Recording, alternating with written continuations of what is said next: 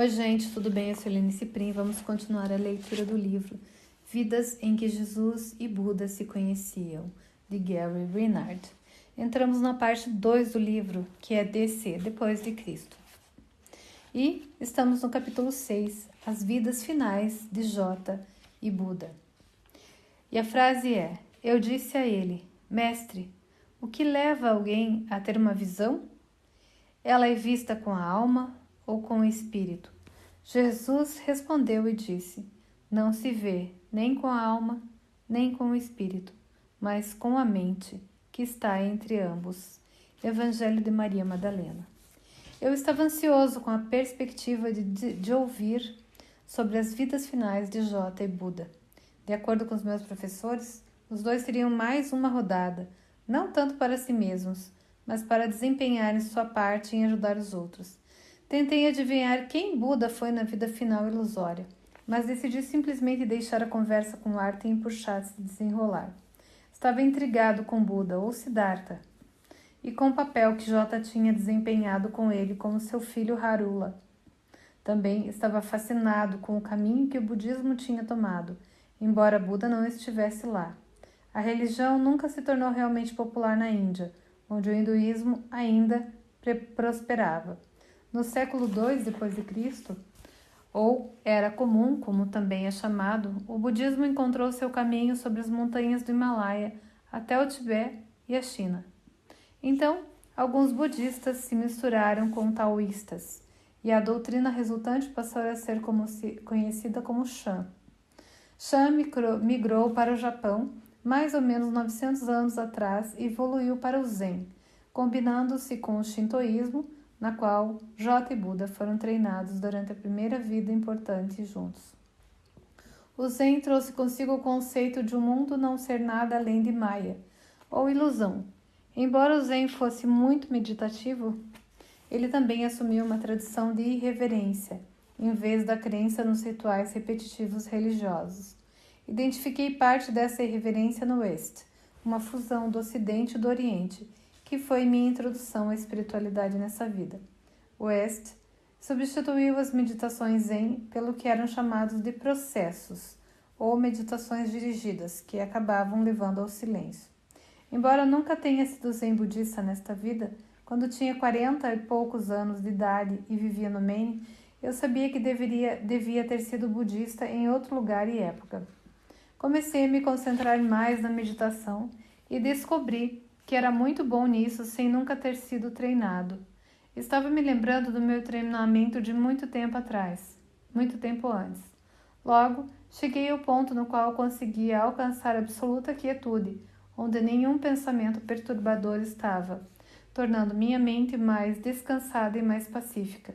A meditação em si não faz parte do livro Um Curso em Milagres, mas muitas lições finais do livro de exercícios são claramente meditativas e envolvem uma abordagem efetiva a Deus. Descobri que minha habilidade de aquietar a mente era muito útil na minha prática do curso. Eu conhecia a história de Jesus, ou Jota, muito bem, não apenas na Bíblia, mas também de alguns evangelhos alternativos que tinham sobrevivido ao avanço do cristianismo, embora não em sua forma original. Também havia muitas coisas que Jota tinha falado a seu próprio respeito em Um Curso em Milagres, que minha orientação e intuição me disseram que eram as declarações mais autênticas de todas. Apesar disso, eu mal podia esperar para ouvir Arten e Puxá falarem sobre os seus dois mestres. Quando meus amigos, e que eu já tinha entendido sendo Espírito Santo assumindo uma forma e aparecendo com a Arten e Puxá, voltaram para sua próxima visita, eles não perderam tempo. O Arten: Vamos lhe contar uma história. Parte dela será familiar para você, e outra parte não será. Não é a história toda. Isso iria requerer que você escrevesse um livro inteiro só sobre ela, mas será suficiente para os propósitos deste livro. E a Puxá: pouco mais de 2000 anos atrás, havia uma cidade chamada Nazaré. Ela ainda está lá hoje, mas não é nada parecida com o que era antes. A população mundial tem crescido exponencialmente e é difícil imaginar que na época da nossa história, Nazaré, que era considerada uma cidade grande, apenas tivesse mais ou menos 500 habitantes. Naquela época, nasceram lá algumas pessoas que se conheceram e se tornaram muito próximas. No mesmo período, outras pessoas nasciam na cidade e nas proximidades de Jerusalém, que se tornariam muito ligadas aos seus parceiros em Nazaré. Pessoas que não são realmente pessoas, mas parecem ser. Viajam através do espaço e do tempo em grupos. E o Gary. Vocês me disseram uma vez que as pessoas estão nas órbitas umas das outras, que embora possam parecer estar separadas pelo fato de estarem nas órbitas umas das outras, estão destinadas a se reencontrarem. Isso é verdade. Você também poderia pensar sobre grupos de pessoas como cardumes de peixes. Eles tendem a viajar juntos através do que o mundo chama de vida. E naquela época em Nazaré, 3 pessoas nasceram com diferença de poucos anos umas das outras e estariam juntas boa parte do tempo. Seus nomes eram Yeshua, Maria e Nadav. Vamos referir a Yeshua, que é conhecido no Ocidente como Jesus, simplesmente como J, como sempre fizemos. Maria era Maria Madalena e não deve ser confundida com a mãe de J, Maria.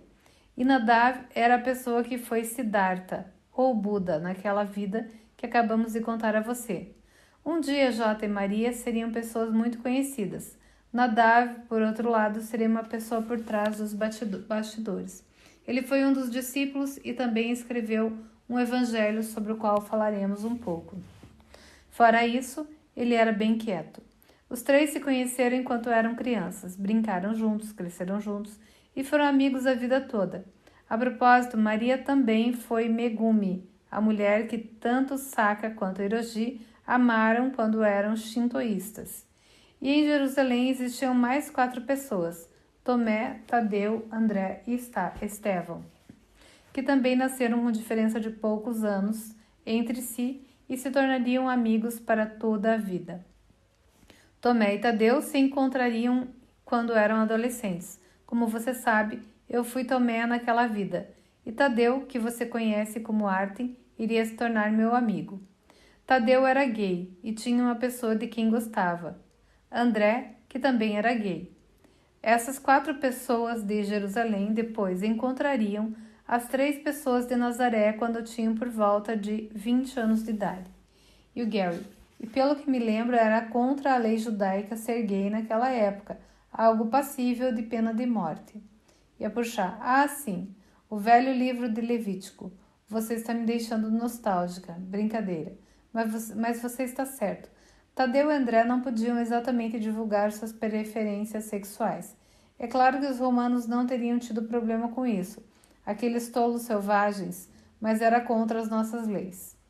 Artem, J, Maria e Nadav puderam perceber bem cedo que eram diferentes das outras pessoas. Quando estavam com mais ou menos 10 anos de idade, conseguiam ler as mentes uns dos outros. Eles brincavam. Eu sei o que você está pensando. Eu sei o que você está pensando. E sabiam.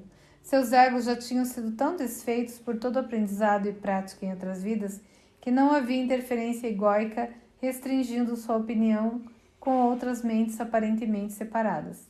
É claro, nenhuma mente é realmente separada, porque só existe uma única mente. Mas a maior parte das pessoas ainda não experimenta isso. Quando eram adolescentes, eles podiam ver o mundo. Eles tiveram experiências desse tipo em outras vidas, mas daquela vez era completa. E os 3 se lembravam de tudo, de todo o aprendizado que precisavam lembrar. Ninguém se lembra de tudo de uma vez. Seria informação demais, resultando em uma sobrecarga no sistema. Por isso precisa se expandir um pouco. É preciso estar ciente do presente e ser capaz de lidar com o que está ao seu redor neste momento. Foi por isso que chamamos um dos discípulos no segundo livro de É nesta vida, estúpido.